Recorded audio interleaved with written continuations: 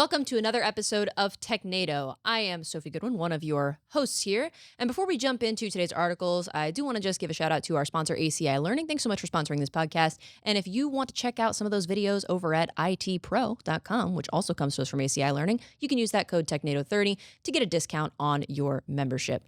Once again, I'm Sophie, and I'm not alone here. If you've watched Technado before, you know this. I've got these gentlemen to my left here. Don is here with me.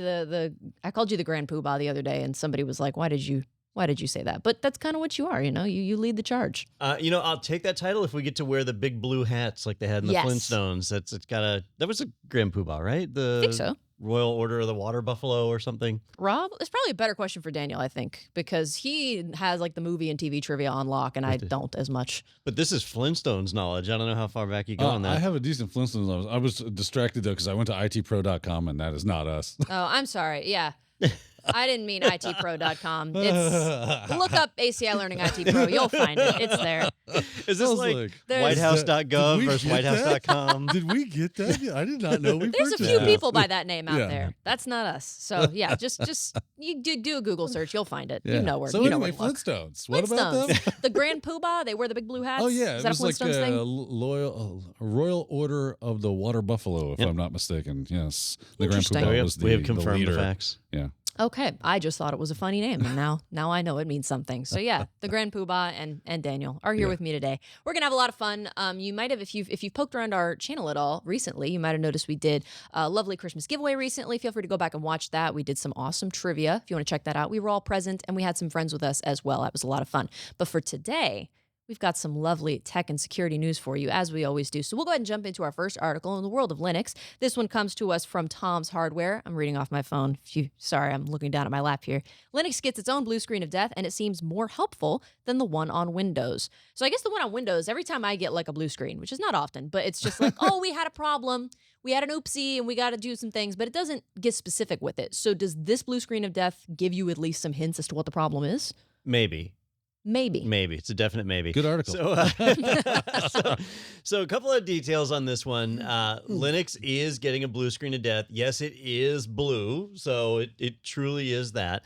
And what it does, it's a function of systemd, right? So it's probably more accurate to say systemd is getting a blue screen of death, not necessarily Linux. Because if you're running a Linux distro with no systemd support, this is not coming to you anytime soon. Yeah. But what it does is it looks for where you have an emergency message log to syslog, or not syslog anymore, but journal-d. And if it sees that, it says, oh, computer's hosed. I'm going to throw up a blue screen. I'm going to show you the log message, and I'm going to show you a QR code that you can scan to go and potentially get more information on what that issue is. And then your computer's hosed, so you reboot or crash out or whatever. So that's what it does. Windows is very similar. It's been, the blue screen of death is really famous. It's been around for 40 years or 30 years. And when you get a blue screen on that, Microsoft will normally show you the error name, which is almost guaranteed to be useless, right? So something like IRQ unequal, right? And you look at that and you're like, oh, okay, well, what does that even mean? It might give you a full memory dump, like back in the NT days, you'd get a full memory dump. Again, useless.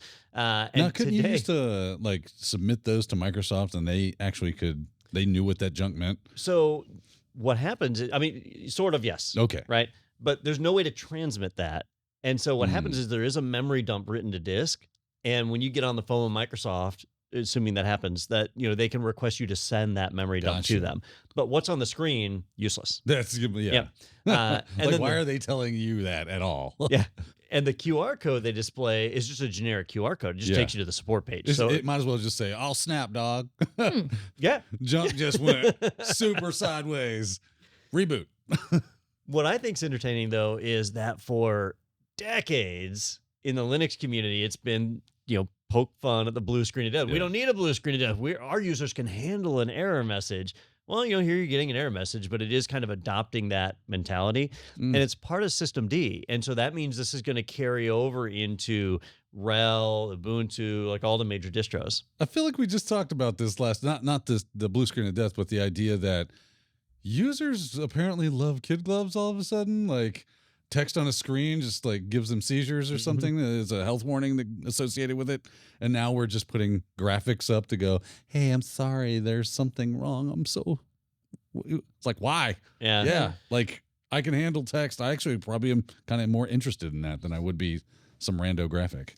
Well, one nice thing here is instead of just giving you the error name, it is actually giving you the error log, the message from the log, which in the Linux world is typically far more informative than what you'd get in the Windows world. So I fully suspect this to be a much more useful outcome. It's still in the early release train, so most of us are not going to see this roll out until next year, but expect to see it. And then if you have a kernel crash or a halt, some kind of memory error, expect to see this new blue screen. I wonder if there's going to be any like trolling hackers out there creating denial of services of some kind that are specifically meant to generate blue screens on Linux systems. I was poking around in a Reddit thread on this, and they had the commands where you could generate it yourself. Oh, yeah. So you can trigger it yourself and have it display whatever message you want. What I was curious was, could you manipulate the QR code? And I wasn't able to find a way to do that, but I'm sure somebody will, because QR codes are like the way to attack people right now. Yeah, I mean, there's somewhere in there that gives you access to that QR code. Once you find it and you can manipulate it, it's game on. Because how much more trust can you have in a system? Here's this blue screen that's generated this low-level error. It came from system D. Right. So it's got to be safe to scan that QR code. Yeah. And you what's could have the worst fun. that could happen? So the QR code that shows up for what they're talking about, the Linux, I guess, blue screen of death, it gives you specific information on the error as opposed to the Windows QR code that just takes you to general support? So that's yet to be seen. Okay. So I dug as much as I could to find out about the QR code, and there's not a lot of documentation on it yet. TBD. And I imagine they're having to find a way to map that back. Like what site do they link to? If this is System D and it's generating a blue screen and you're on a RHEL box, can they send you to Red Hat's documentation, or do they have to go to generic documentation, or do they just point to Arch because they have the best documentation? It's kind of up in the air. Okay, but you guys are both Linux users, so maybe once you start to see this implemented, you'll be able to give us the inside scoop on what this actually looks like if you run into an error. Linux never crashes, so. Yeah. Sure. I believe you. I'm more curious about how we can abuse it, which I think, I think there's a couple of ways. Don wants to make a troll OS. That'll be the project that y'all take on over like the Christmas time, Christmas break and everything. That'll be what y'all are working on. You'll come in the new year and be like, I broke it. I found a way. We got it. Your computer will crash, and we'll get the QR code to point to different memes. Yes, based on what type of crash you've got. Yeah, or Rickroll. Yeah, each meme has another QR code on it that takes you to another meme. Takes you to another meme. You just lost like 3 hours of work. Your server's offline. Your users are complaining. You scan the QR code and you get Rickrolled. Yeah, I think that would be great. Like you have absolutely given me up, Rick. You have let me down. Well, I am still a Windows user, so I'm still going to get the little sad face that just says, oopsie. Yep. Well, it doesn't say oopsie, but it might as well say oopsie. It might as well. We had a problem. We'll fix it. Don't worry about it. And I will accept it like the happy camper that I am. Try harder next time. Yeah. That's what it should say. This is somehow your fault. You screwed up. Like, are you blaming me for this? I'm the victim blaming here from Microsoft. And yet I'm still going to use it. So it's clearly they're doing something right. They got it going. Yes. So we'll go ahead and jump into our next article, one that maybe I'll be a little bit more familiar with because, like I said, I'm not a super Linux user, but this comes to us from Ars Technica. It says Google calls drive data loss fixed and says locks forum threads saying otherwise. So this kind of sounds like a little sus. If they're like, oh, no, it's fine. Don't talk about it. That's a little sus. All right. Cloud storage. Cloud storage has entered the mainstream. It doesn't take a super IT user to make use of this. Google Drive, Microsoft OneDrive, Dropbox, these solutions are just... ubiquitous. Yes, good word. It's our big word of the day. So that one, I mean, everybody uses them. And the idea is, I can't be trusted to protect my own data. Let me rely on somebody like Google to do it for me. Transfer the risk. Hey, yeah, it's synchronized in the cloud. If my computer gets hosed, I know I've got it up there. If I buy a new computer, I just log into Google and it downloads all my stuff. And hey, if you can't trust Google with your data, who can you trust, right? So that's the story here. Well, some reports started coming out the last few weeks about users having files disappear from Google Drive. Okay, not that they were corrupt, not that they had been modified, that they were just gone. Straight up gone. They did a David Copperfield act. Yeah, yep. Except for real. Yeah. and so people started opening tickets with Google and raising a concern. And if you've ever tried to open a ticket with Google, you know that also involves David Copperfield. And it's almost impossible to do. But Google came out and said, "Oh yeah, this is no big deal. Look, it's a problem with the desktop client. It must have done a bad synchronization, and you just need to restore it from a backup." And people said, "Well, wait a minute. How do you do that?" And Google said, "Oh yeah. There's a secret menu, and if you I learned this. So if you're running Google Drive and you have a little icon in your system tray and you click on it, you get a little menu. If you hold Shift when you click on it, you get a different menu, Ooh. and that different menu has some debug options, including recover from backup." It's like Mac OS. Yeah, so you can roll it back to a previous time, and your deleted files will come back, right? And Google said, "Yeah, the problem is just between the desktop client and our cloud service, and it gets confused." Okay, well, we can believe that, but then a few users came out and said, "Wait a minute, I don't use the desktop client. I just use G Suite, and I have a spreadsheet that I created using the cloud version of Google Docs in G Suite, and I've never had it sync, and it disappeared. Where the heck is it?" And Google said, "Lock thread."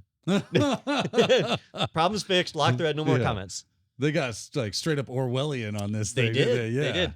So they haven't fixed anything. I think it's really important and to they're note. coming around you up for wrong think. And there's a secret menu you can use to restore your files, but otherwise they don't want to talk about it anymore, and they've locked it.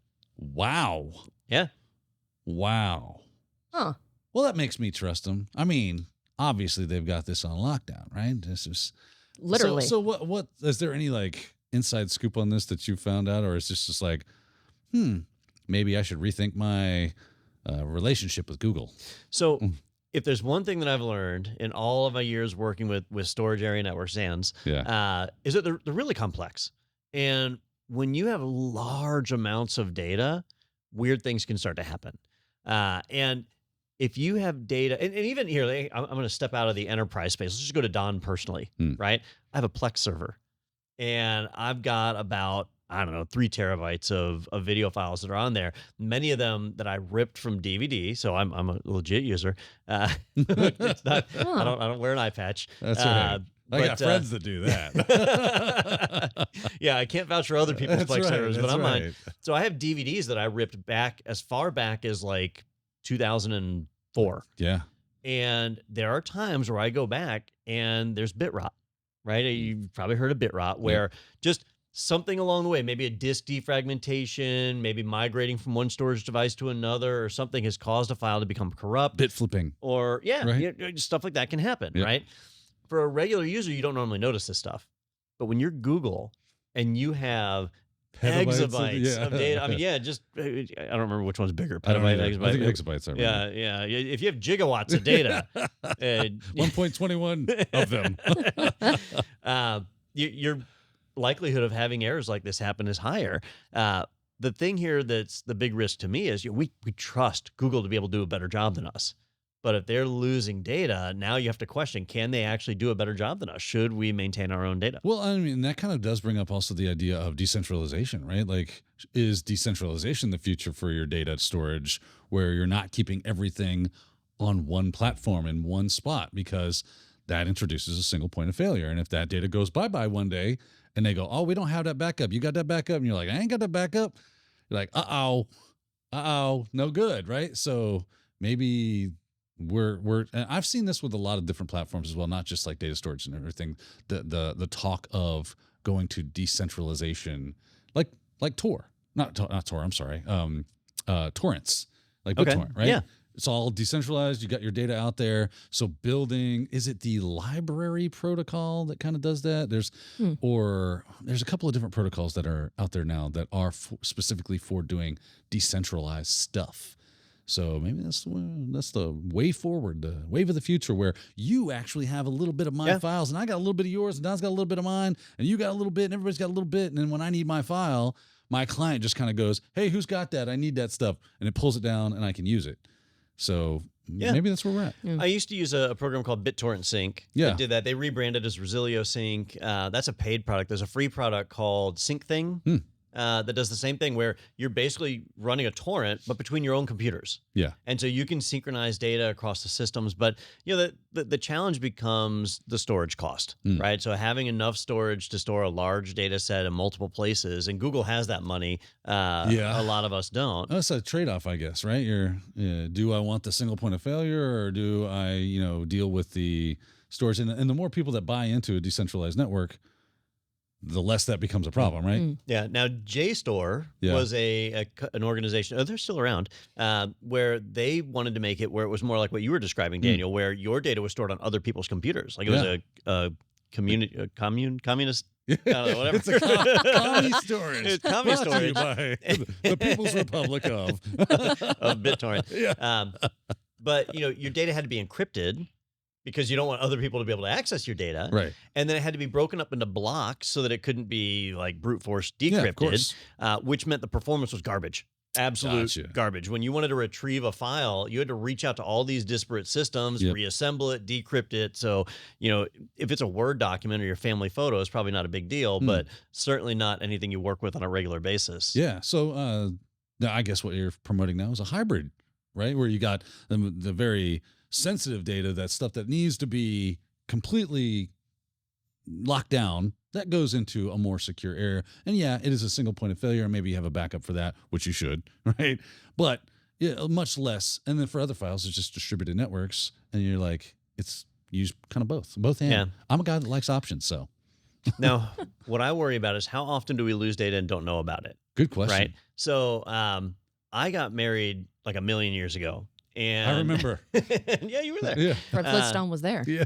And we hired a wedding photographer, and they took pictures, right? Yeah. And when I say they took pictures, they took like 1,000 pictures. I don't know the actual number, but it's a lot. I'm sure it was 1,000. And I've not looked at all 1,000, but if one of them disappeared and now there were 999, I wouldn't notice. Right. Right. And so I could be losing data and have no idea. Correct. And that's where, like, if you're storing data in the cloud and you're really worried about this, you might need to start doing checksums.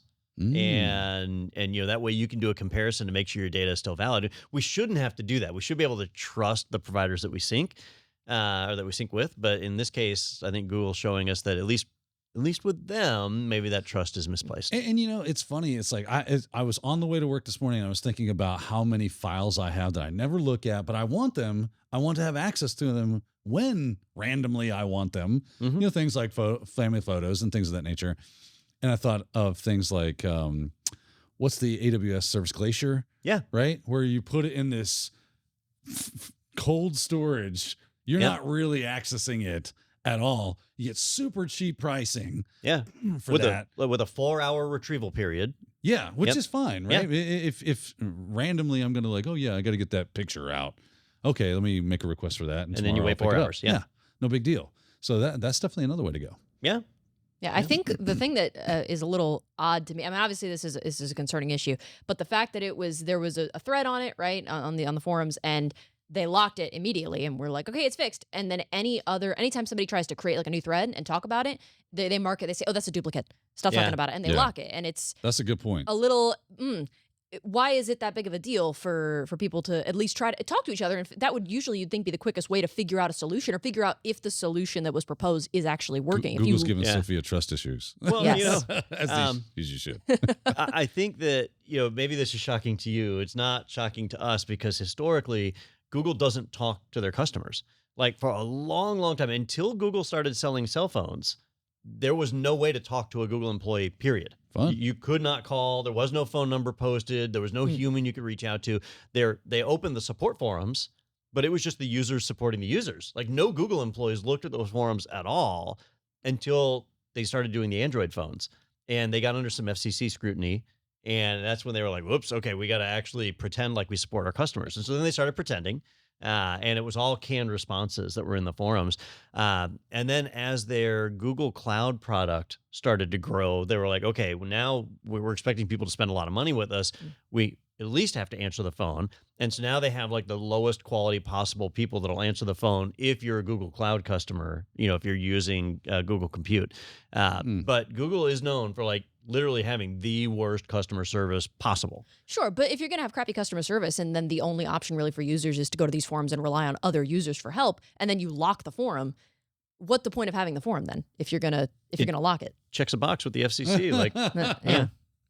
So you can't use it, but it's there. We sort of help. Yeah, start looking for Google alternatives, ladies and gentlemen, because I mean, honestly, they're kind of not.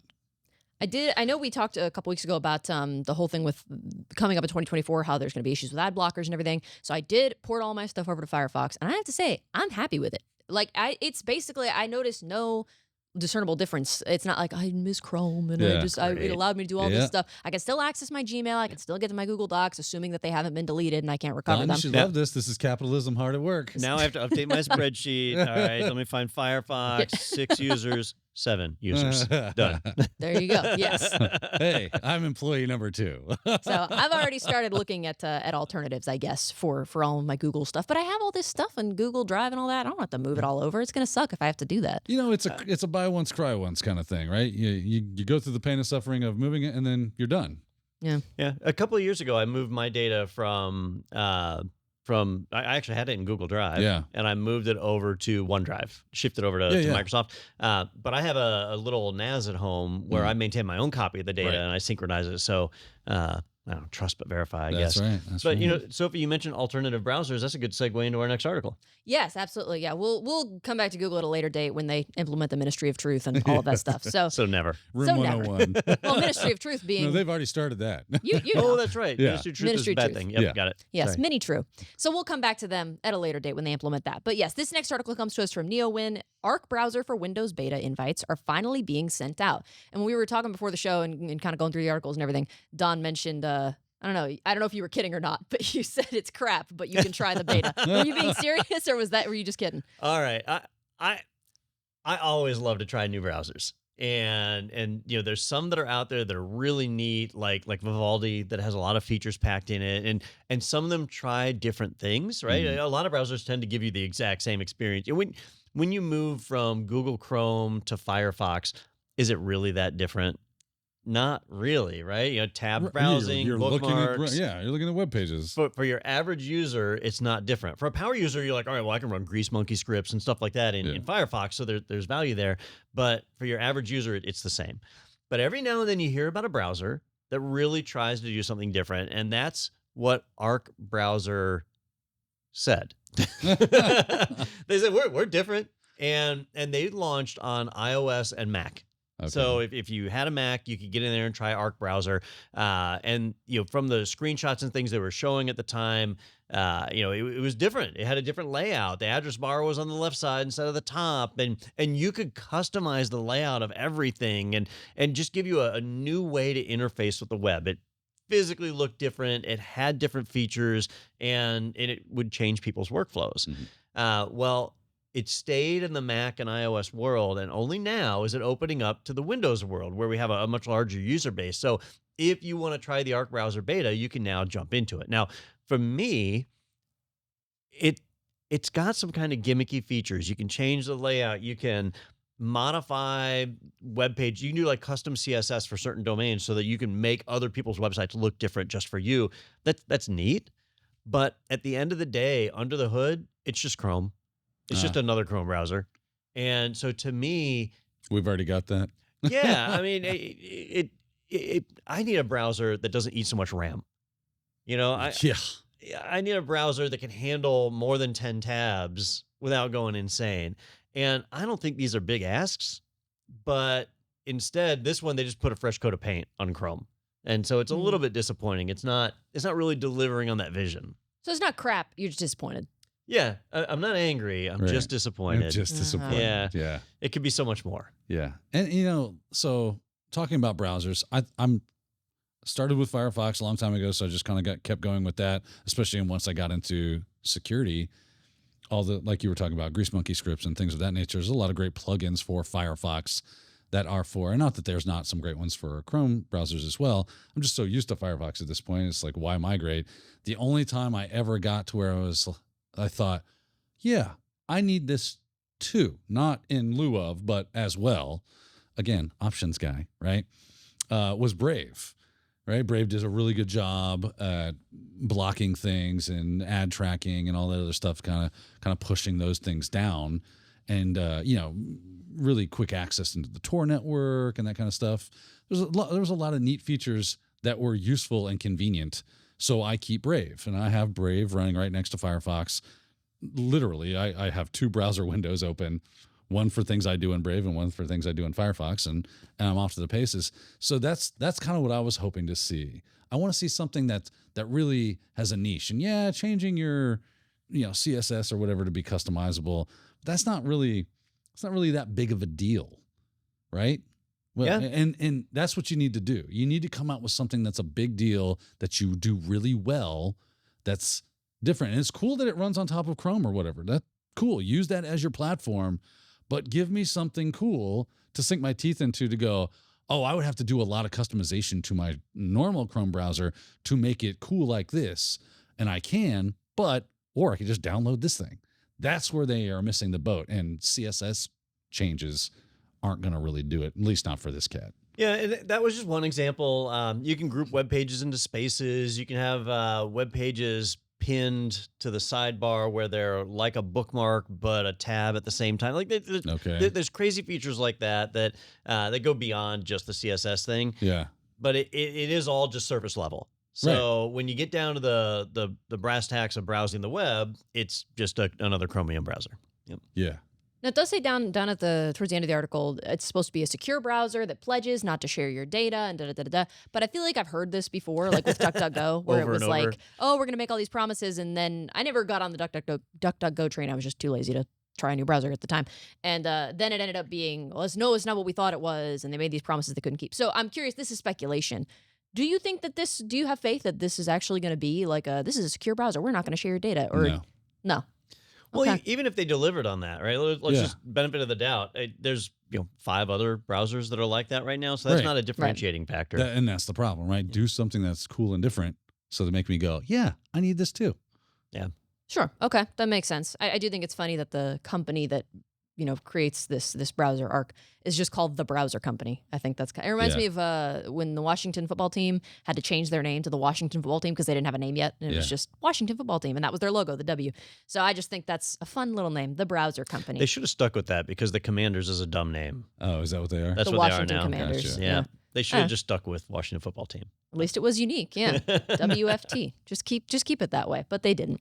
So anyway, so we'll have to see. I guess maybe, are you guys going to try the beta? Do you think of this browser, or you think you'll just leave it? I've messed around with the Mac version, and there wasn't anything compelling to make me want to switch to it. To want to try Here's the how Windows. I feel about it. If it is as cool as they say it is, I'll hear about, oh man, you're not using blah, blah, and I'll be like, okay, I'll check it out.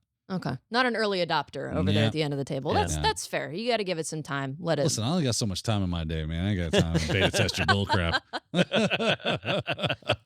All right, we'll go ahead and we'll take a break to talk some more crap about browsers, I guess. But don't worry, we will be back in the second half of Technado with more security news, so don't go away. Tired of trying to schedule your team's time around in-person learning? Isn't it a bummer to spend thousands of dollars on travel for professional development? What if we said you can save money and time and still provide your team with the best training possible? The answer to your woes is live online training from ACI Learning.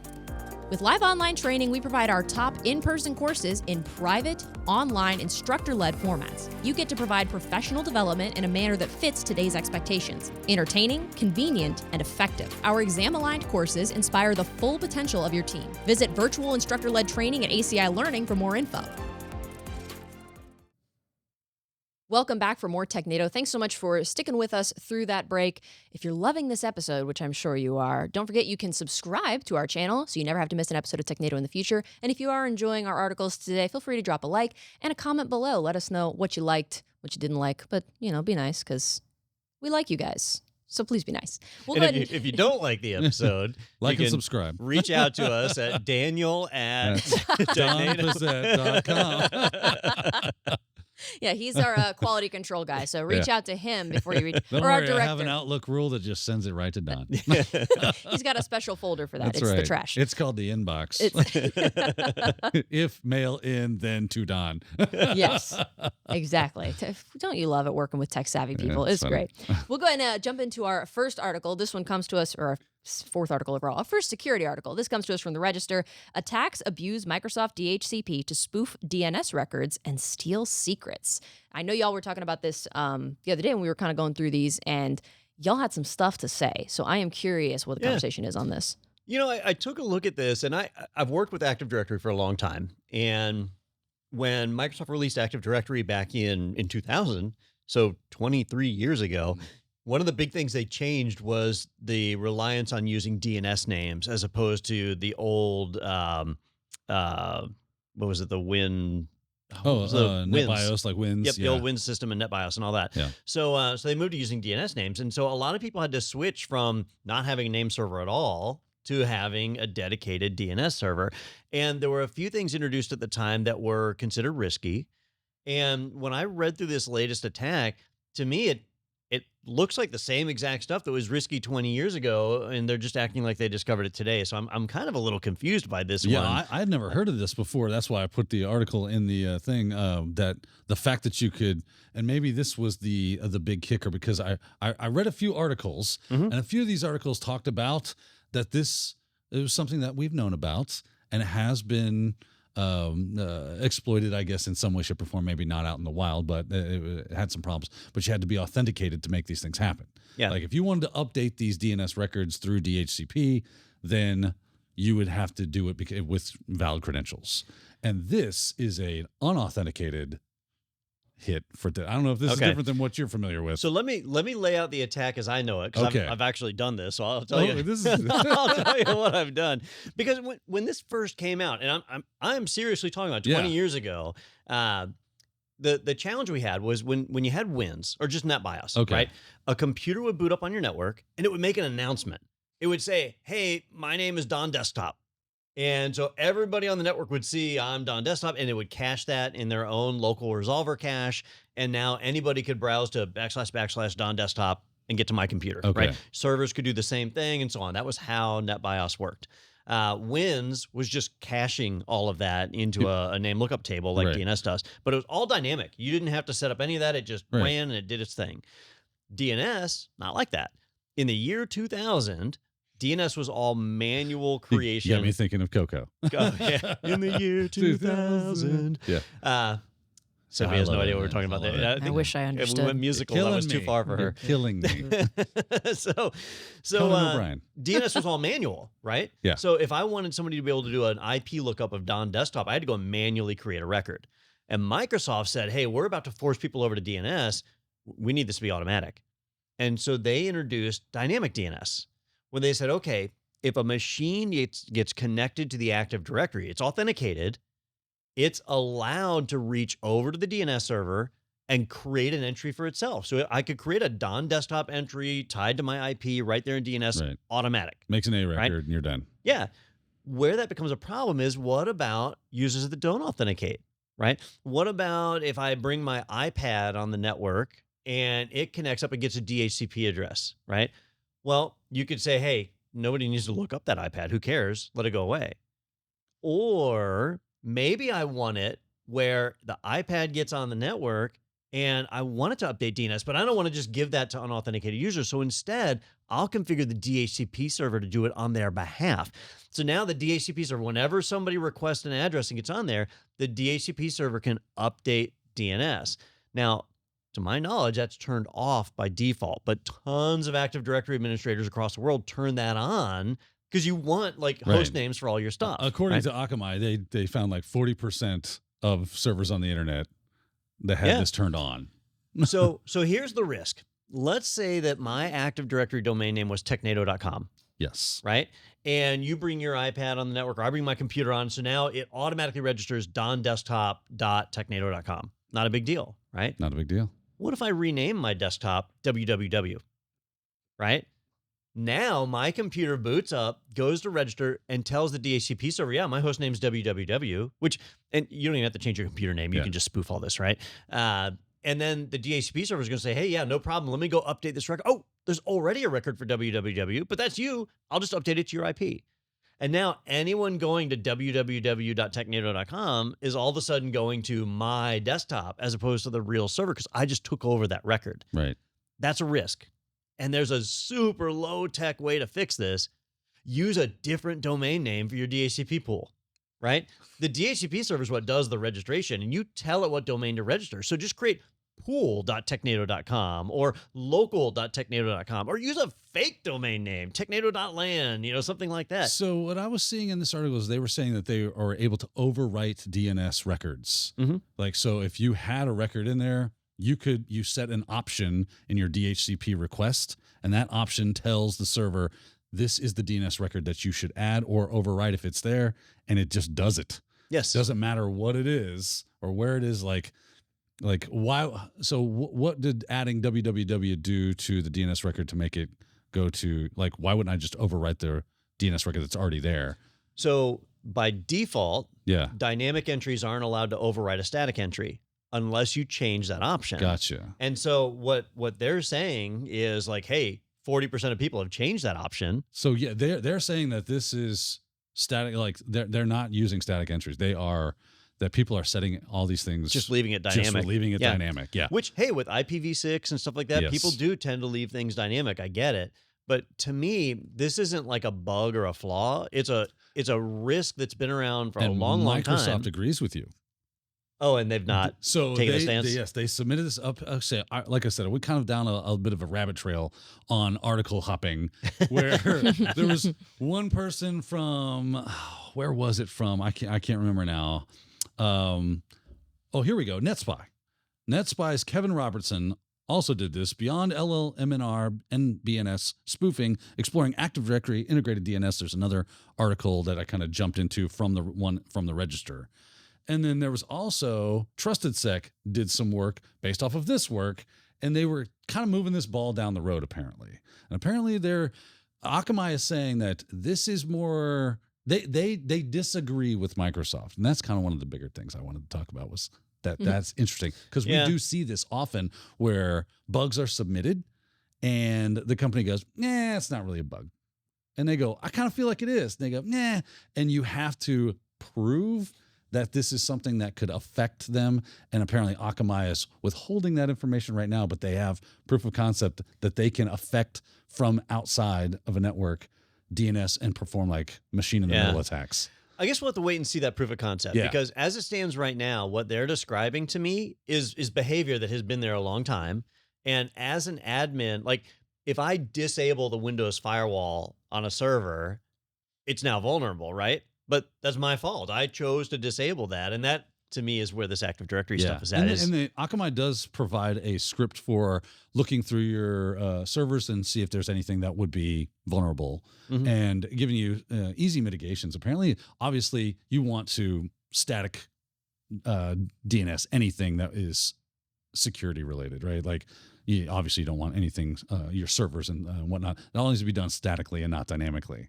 Yeah. That's probably one of the biggest ways to go about this. And then putting creds on doing updates through dynamic updates. The creds, I think, are the real solution. Because if you look at modern architectures, right, where you've got load balancers and scaling clusters, so you're scaling up, scaling down, you've got these containers that are coming up and grabbing IP addresses and then going away an hour later. You don't want to do static for that. No, that's a nightmare. So you want dynamic, but what you need is to have like a separate domain name leveraged for each of those technologies. And then that way your DHCP pool, these attackers that come in with DHCP addresses, that should be completely separate from any of your production systems. And so, they could try and man in the middle like other workstations, but not your servers, not your critical infrastructure. Well, you could grab creds that way. Like if I man in the middle you for one of the services you use and I give you a landing page that looks just like it, and I did a credential harvesting, and now I could use credential stuffing to gain access to further systems and pivot through your network. Yeah, use it as that first foothold. It's just always, and that's the danger, is like we tend to focus our security around the big iron and forget that phones and workstations, that's how I get in your network, right? If I can compromise an end user, guarantee whatever privilege that they have, I'm going to abuse and find my way into the next level. I can log into their email and start sending, bad emails out to people with more security and social engineering them into getting more. And it's all about privilege escalation from there. Yeah. Yeah. I think my favorite part, I know this isn't the point, but I think my favorite part of this article is, I always have to start that way. I know it's not the point, but I love how they sometimes refer to like the not imagined, but like the hypothetical attacker, the hypothetical person that would be causing the problem. And they call them miscreants in this article. Miscreants, And I just they think did. that's so fun, which by definition is correct. It doesn't get used enough. It honestly. doesn't. It's a word that doesn't I like to see use, a lot of play. I like to use malfeasant. Yeah, That's a fun malfeasant. one. It's a They're fun one. causing mischief. Those Yeah. miscreants. Yeah. It means a person that breaks the law, I think, or just behaves badly. So it's not wrong. Yeah, I just think it's fun instead of just saying we attacker don't speak with or bad actor, miscreant. more Yeah, eloquence it's like anymore. Charles Twain or Yeah. Charles Dickens. Twain. Charles Your favorite author is That's my Charles pen Twain. name now. Yeah. Charles Yeah. Twain, Yeah. like Mark Yeah. Twain, but Yeah. Charles Mark Twain's Dickens, Mark brother? Twain. Charles Dickens. Oh, got it. I got got him them. transfixed. Ah, yeah, there you transposed. go. Yeah. I'm somebody else took the word privileges for today to use big strong words. So I'm not doing that today. Miscreants. Shenanigans. Yeah. Shenanigans. Yeah. And what was the word you used? What did you say earlier? Ubiquitous? Ubiquitous. That's the Yeah. word you used. Yeah. Wow. We need to have like a reading rainbow type thing on the bottom that has the words that we more use. you know. Right? Take a look. It's in a book. Yeah. We'll jump into our next article because I'm too tired for this. I'm losing my marbles. But this next article is part of a segment called Behind Bars. So this one comes to us from Break Tom's the law. Hardware. It says product manager stole $250,000 worth of PC hardware, jailed for 3 years, and perps sold pilfered gear on eBay. That's another fun one. Perps sold the pilfered gear. It's like I'm watching a mob movie. Yeah. So the story here, I guess, is that he's not facing jail time, or is this old news? Well, it has been going on for a little while. He was arrested, but he has now been sentenced to 3 Okay. years. So he is actually going to do jail time. A lot of times we make that comment here on the podcast, like, oh, so-and-so spread malware, but they're not going to see a set of bars anytime soon. It's because they're in another country. yeah. But in this case, they do. And, it's just interesting that this product manager, some of you listeners out there might not know this, but in my day job, I am the chief product officer for a training company. And it's interesting to see what some of my peers are doing in the industry. And this one had a slightly different revenue model kind of figured out for himself. And sadly, this is not the first time I've heard a story like this. I know we reported on it before here on the podcast, and locally, I actually had spoken with a company up in Lake City. It's about 45 minutes north of here, where they had something similar. Their head IT person had an idea, and the idea was, when we order replacement computers, nobody's really keeping track of whether we install them or not. They count on us to do that, and so I could just erase something from the inventory sheet and then take it home and sell it on eBay, and now I get cash. And that's what they do. And the one that was here local is about $75,000 and stuff. So this guy online here, $250,000, like $250,000. They would basically order computers and mark it down as like it's going to this person, that person, whatever. Yeah. And sometimes this was a reseller, and so sometimes they would sell them and a customer would return them. Yeah. And they would just like mark it as returned, received, and that was it. And they would take the return and turn around and sell it. So they had a few different ways of doing it, but they would smuggle the hardware out. And the product manager was an active employee, but there was a former employee that was the one who was actually selling stuff on eBay. So he was kind of the middleman. Yep. Like, here you go, pass that along, get that money, I'll take my cut, you take yours, and we move along. And they were splitting the deal, and they did this over the period of years. 7 years, I think. Yeah, it went on for a long time. I mean, honestly, though, what's 7 divided by 250 or 250,000 divided by 7? What was their yearly take on like this? 20 grand, I guess. 20 grand, something. Yeah. Was it worth it, 35,714. 35,000. Oh, I'm way off. Close to 36. Extra 35 Don't let me do G's your in your taxes. pocket. Yeah. Math. It's hard. So, as IT people, a lot of times we think of ourselves as being responsible for security, stability. We need to keep the network up and running. We need to keep it where people can access the internet. We focus on things like that. But our responsibility for hardware and high dollar hardware at that can tempt people to do bad things. And this is an extremely traceable crime. And so if you've ever entertained the idea of like, I need a new monitor at home and I could just grab one out of the supply room. Yeah. It's a bad idea. It's a bad idea. It is a crime. That's right. And especially with like the fact that most companies now are doing much better at creating an inventory of their assets, doing asset inventory, having a whole asset inventory management system where you're scanning things or putting, many different ways in which you could do this. I think all of our stuff has asset tags on them. Yeah. Right. So all it takes is one person to go, hey, let's take a look and see how things are going. That's not the person that's stealing. And they'll go, this doesn't line up. We need to talk. Yeah, the challenge we have, and this isn't a crime, it's just something that happens, but we do a great job of tracking laptops and other hardware, like the high dollar hardware. Yeah. We get those back. It's fine. Yeah. Sometimes people don't take care of their stuff. Sometimes. Yeah. So we we call get these those weekdays. we get these laptops back that are beat to hell, and we can't reissue that to another employee. So sometimes it's a loss for us, but we do get the hardware back, which is important because of the data that's on there. Yeah. But it's the accessories that really start to eat things up. And for us, it's headsets. Like we buy these headsets that are $120, $130. And if you're going to be working remote, if you're going to be in Zoom calls and stuff like that, you need a good headset if you're going to operate like that. So we buy some nice ones and send them out to people. Not like the Apple Max things that are $500, not like that. But it is rare that we get them back. And so you issue them to an employee, and if they leave a month or two later or a year later or whatever, we get the laptop back because we tell them we're going to take it out of their paycheck. They don't send it back. But the headsets, those almost always count them as a loss, and it adds up. Yeah, it does. Yeah, then they're not. This isn't like one person harvesting the headsets and selling them on eBay. It's just something that happens. So companies deal with hardware loss, right? But this is straight up crime. This guy was smuggling hardware quite out. A racket going on here. And well, I mean, it's a points out one of the security things that we teach is separation of duties, right? Making sure that there's not any single person that kind of has the keys to a kingdom all by their lonesome, because it can lead to things like this where there's no oversight. They're the king of their little fiefdom, and they can just tell you whatever, and you take it as the gospel. Yeah. Right. So there has to be oversight from other areas that don't have a vested interest in seeing their friend pilfer the pockets of your company. The way the guy got busted up in Lake City was there was an employee complaining to the CEO about how slow their computer was. And the CEO was like, well, have you contacted IT? And she was saying, this computer is 7 years old and it's just a dog. And he said, 7 years old? That seems a little old. And he reached out to IT and was like, hey, when was that computer replaced? And they were like, hey, she got a new computer last year. Ruh-roh. And so then they started to look, and that's when they found out there were a lot of people that were marked out as having gotten new computers and hadn't. And they went on eBay. In this case, there was apparently, and I don't understand the business model of this company, but there was a laptop that only that company would have sold.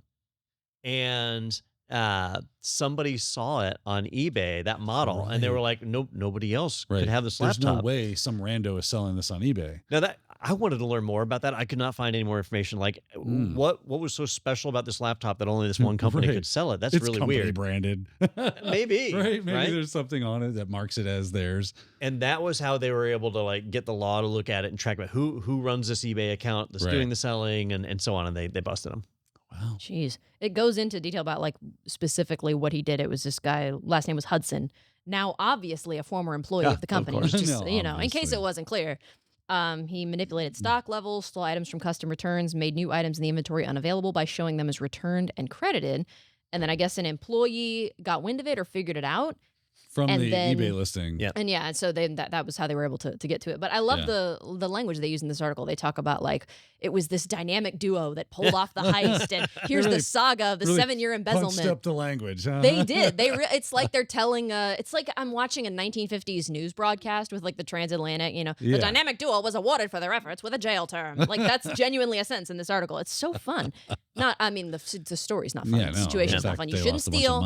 You shouldn't steal, but they did. I've seen it though. I worked at the local hospital, and I saw a guy. He was taking stuff brand new. You just stick it in his trunk. And you're like, dude, what are you doing? You can't do that. We were all like 18, 19. So yeah, it happens. It does. It happens. It does. If you see something, you should say something. Unlike Daniel. Yeah, he did not say something, but he was 18. So he's like, no, you take him home, you play with him, then you bring him back, and then like, okay. But nobody ever sees it come back. Up, right? Yeah. Interesting. Yeah. Well, they got to a $250,000, cool $250,000, but it obviously did not pay off in the end because now they go into jail. So don't do that. In case it wasn't obvious, we shouldn't have to say that, but don't do it. We Crime joke. doesn't pay. Crime well, I mean, does it pays not- for a little while. Yeah. Crime does not pay. We'll go ahead and jump into our next article here. This one's part of another segment that we love called Who Got Pwned? Looks like you're about to get pwned. Fatality. This one comes to us from TechCrunch. We've gone into, debates about how this is pronounced. CISA, CISA, says U.S. government agency was hacked thanks to end-of-life software. So don't know how that acronym is pronounced. I choose to say CISA. I was But going to say Kissa. Kissa my Kissa. ass. So it's a U.S. cybersecurity agency, CISA. They've warned that unknown hackers broke into the servers of a federal government agency. So that's always fun to hear. Yeah, so this one, this has been like a breaking news story over the last week and a half, and we didn't talk about it last week because there just weren't any real details on it, and they're still being guarded. I'm having a hard time even figuring out exactly which agency it was that got hacked. But the thing here, when it first was announced, was hey, this particular branch of the U.S. government didn't update their systems. I'm like, well, there's no surprise right there, right? Yeah. And they didn't do Windows updates or something like that. And they're like, well, actually, they were using software that was end of life. Okay, all right. So it was end of life, but they weren't doing updates. And no, this is like true end of life. They were using software that's no longer even supported by the vendor. And I'm like, okay, what the heck was this software? And then I found out it was Adobe Cold Fusion. Now, Sophie, it's borderline impossible for you to have heard of Adobe Cold Fusion. Sounds like a It's Slurpee. old. Daniel, do you even remember? That's old. So It was for like web development, right? back in the original .com boom in like the late 1990s, if you were an enterprise and you wanted to create a web page A that was modern website. robust and ready for that .com boom in 2000, Adobe Cold Fusion was the way you went. Like it was a robust framework that gave you a way to do dynamic content. It was very, very powerful. It was a nightmare to work with, but it was very powerful, very expensive. And the last time I saw a Cold Fusion server was probably 2004. That's a so while 19 back. years ago. Adobe end-of-lifed it a while back. I don't even know exactly when they end-of-lifed it. It's shocking. But all of a sudden you have this government agency that's still using it today, and that is nuts. It's like it would be the same as if I came across a website that said, "Oh, you need Flash Player installed." Yeah. Right? Remember that Oh, used to yeah. be pretty common. Now you never see that because Because you don't have no. Flash Player. Yeah. So this is worse, like worse than Flash Player. Yeah, just bizarre. Blows my mind. So I found the article very interesting. I feel like they were government sympathizers on this because they're like, they've been taking advantage of a previously known vulnerability in software that no longer receives updates, meaning the agency couldn't have patched it even if it wanted Like to. there was no way to like avoid there was this. just nothing they could have done. These poor people, we don't want to come down on them too. I was like, oh yeah, well it's, I guess this is TechCrunch. So TechCrunch is marked out for True. It's government. like saying well, they locked their door and the lock is just like one of those little chain things that you Yeah. put on. Like there's nothing they could have done. Yeah. Install a deadbolt. I feel like there are some things you could have done. There's probably something. Like not use Cold Fusion. I mean, there's that. Cold That old Fusion to me, chestnut. that sounds like the newest Ben and Jerry's flavor. Like that does not sound to me. I know it's obsolete now, so it doesn't matter. But that sounds like a Slurpee flavor I you hear find they're at on the brink 7-Eleven. of cracking Cold Fusion in science realms. They keep or, promising. or at least room temperature, right? Yeah, Give us room something. temperature fusion. That would be crazy. So Yeah. this article doesn't use as fun of language of the dynamic duo. Just, it just kind of sympathizes with the government agency, which has been unnamed at this point, apparently, that the fact that, yeah, these hackers took advantage of the fact that they were using unupdatable software. Okay, well, let's use that as a conversation piece. You have software. You know it is end of life. You are a government agency. I feel like this is not hard. Like this is a simple math problem here that even a child could do and go, cool, let's start looking for alternatives to using Cold Fusion side by in place. Oh, yeah, go with an update to that, and then we can push Cold Fusion off into the distance and watch it sunset, and we're good to go. It's that simple. But the government moves at the speed of, turtles look fast. Yeah. So I have a couple theories on this one. Yeah. And I just did a quick look. There are versions of Cold Fusion that still have support. Do they really? So I'm looking at the ones that were end of life, And the last version that's already been end of life was Cold Fusion 2016. Okay. And There you it go. end of life in February. So that means that it stopped getting supports 8 months ago, 10 months ago. How long 10 ago months did they start telling them this is going to be end of life? I'm sure well in advance of that, Right. right? So then you might ask yourself, well, wait a minute. If they could have gone to Cold Fusion 2018 that is still supported, why didn't they upgrade, right? And so if I had to guess, It's government. well, I don't think even necessarily this is a Well, government they have thing. a lot of like testing and stuff that has to go through and be approved for security. And They like, do. right? But let's pretend this was an enterprise. Let's Okay. pretend it was us, right? Maybe this is a legacy system. We've already replaced it with an all-new system. But we're keeping the old one around because, hey, maybe somebody needs to log in and access an old record every now and then. And so let's just keep it running so it's there if we need it. But everybody's using this new shiny system that's super secure, all the updates, MFA, retinal scans, everything you can ask for in this new system. DNA samples. And it's in place. And I see this happen a lot, is that people will implement an entirely new platform and never send down the old. and keep the old one around just in case, right? Well, what if I need it? And not even think about it anymore. Mentality? Well, what if? Dude, you ain't touched it in 12 years. Yep. If you ain't touched it in 12 months, it's time to go. Now, Yeah. government, I think, gets a pass on this. In the private sector, Yeah. the longer you hold data, the more of a liability it is. Right. So, like, let's say you had somebody who was your customer 10 years ago and they left. They're not your customer anymore. Right. And you've held onto that data for 10 years and you get hacked. Well, now their data is a part of your breach. Right. But they haven't been your customer for 10 years. Did you really need to keep their data anymore? No, you No. should have gotten rid of No, it. yeah, get right? rid of that That junk. should be part of It's your like taxes, right? After so many years, you Yeah. file 13, that sucker. But the government typically has to retain things for longer. But they And- also have a much more sensitive attack surface, right? Like, Yeah. if they are breached, it is far worse than if an enterprise gets breached in theory. in theory, yeah. Right. And, Yeah. and typically that would be the case. And the fact that they're not telling us which organization this is really strikes fear in the heart of the populace. I think it's funny that they felt it that they needed to clarify. There's no evidence the attackers planted malware or did anything more Step than one. just- in the they just breach looked release. around. They just looked around. That's all they did. No big deal. I feel like Yeah. that's still concerning. Yeah. I'm sure it only affected 1% of the Yeah. users. Yeah. of 350 today. million people. Yeah. And then it'll be, it's 50. Actually, it's 100%. Yeah. Yeah. It was just a. I said Weeks it was later. They said it was just a reconnaissance effort to map the broader network. That's all. That's okay. not. That's not Okay. concerning No at big all. deal. No, It makes as long me as there's feel no good now. malware, I feel warm and fuzzy Yeah, that's about right. that. Yeah, that's exciting. Well, my advice on this one, if my prediction is true, that this was a legacy system they were just keeping around, is, hey, I get it. I've been there. If you need to do that, I would absolutely recommend you keep that offline. Right. You shut it down. And if you do need to go and get a record from it, all right, you're going to power up like Glacier. You were talking about earlier, Right. Daniel. Yeah, all right. You might have to wait a few hours before we can get at that data, but it's still there. Or there's nothing stopping you from moving it to a separate VLAN and controlling access and saying it's off the network.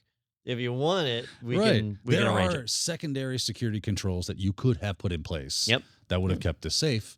It just wasn't done.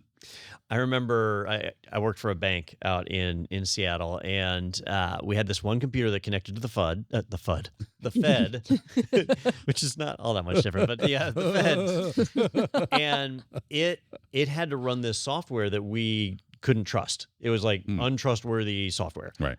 In a very sensitive system, and so we had this one computer that ran directly into a firewall before it plugged into our network. So we had to put a firewall in between a single machine. But that was the cost of doing business. If That's we it. wanted to secure that machine, that was what we had to do. You would think more people would do it. Yeah. But Yeah. apparently that can't be bothered. That's crazy. Crazy talk.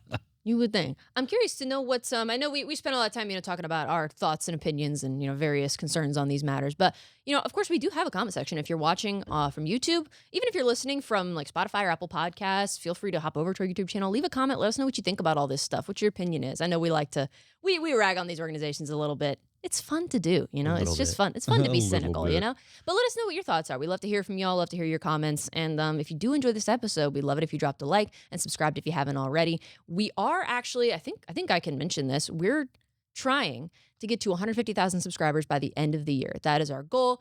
Obviously, we are coming up on that deadline pretty quick. I think right now we are sitting at 142,600 and change. So if you haven't subscribed already, we'd love it if you did. So you can never miss an episode of Technado or any of the other things we have going on here, and you can help us get to that goal by the new year. And if you can subscribe 8,000 times, we'd appreciate that That'd be even great. more. Yes, you Create a will bunch of be. sock puppet accounts and just subscribe. You will be a super fan, and you will have our eternal gratitude. right. So feel free to hit that subscribe button if you haven't already. We would love to have you here. Join us for these conversations every week. And you can also check out, we've got webinars and other live events that we'll do. I mentioned earlier that we did a giveaway the other day. So sometimes stuff like that pops up. Yep. Keep an eye out for that kind of thing. Even if you missed the original broadcast, feel free to go back and watch. We did some awesome trivia questions. And I talked to some people that watched it, and they were like, that was a challenge. I thought you were going to pick easy questions, and they were kind of hard. So if you feel like challenging yourself, you can go and participate, even, not post haste. I was going to say posthumously, but that means You can do that that means too. you're dead. Yeah. So not that, but you can feel free to go and participate, play along. We're not giving away medals of honor here. No, we're not. We're not there yet. And then also we've got, of course, webinars that happen. We've got one coming up the very first week of the new year. It's going to be an all things cybersecurity webinar with John Hammond. So he'll be returning. That'll be myself and Daniel will be present for that one. So we'd love to have you there. Bring your questions. And we're going to be doing that the first Thursday of every month next year. So we'll have a lot more of those coming your way, and lots of other webinars that you can keep an eye out for too. So subscribe to the channel so you never have to miss one of those. And of course, if you listen on Apple Podcasts or Spotify, we'd love to have you here as well, and appreciate you so much for listening. I think that pretty much does it for me, unless you have any other thoughts that you'd like to share on this lovely CISA information. I know I kind of cut y'all off there. No, whatever you want to do. How selfish of us. It's about my needs, right? Let's do Yeah. all the things that you want to do. If we don't get one, like, was that Ace Ventura? Yeah. If we don't get one Ace Ventura reference in every episode, then we failed. We haven't failed. done it right. We have, yes, exactly. But yeah, I think that's pretty much gonna do it for me. Reminder: you can still use that code Technado30 for an IT Pro membership if you choose to do so. It's not itpro.com. Man, you took I messed my that joke. up. I was gonna It say is so. not. I knew that was coming. He's not gonna let me hear the end of that. But check out the IT Pro library. Lots of cool courses there. That's what we do during our day jobs. I think Don mentioned that he talked about his day job a little bit earlier, and we love it. It's a fun time. Well, I love it. I shouldn't speak for you. We have a lot of fun. It's a good time. So feel free to check out those courses and use that code Technado30 for a discount. That's gonna do it for me. If that's all for you guys, if Don, you you have love your nothing, job? nothing else. Absolutely. I'm speaking Absolutely. for him. Yeah. ACI Don is loves great. his job. They are the best thing ever. I would never say anything against great ACI. Drink more slurm. I'm gonna have to Google that one. That's that. Oh, man. That's I know. Futurama. That's Futurama, yeah. Just Okay. give up. So I was born failed. too late. Yeah. I was born too late. Not Thanks to, so like much for. Clockwork Orange or No, absolutely not. Absolutely not. Thanks so much for joining us for this episode of Rag on Sophie, and we'll see you next week for another episode of Technado.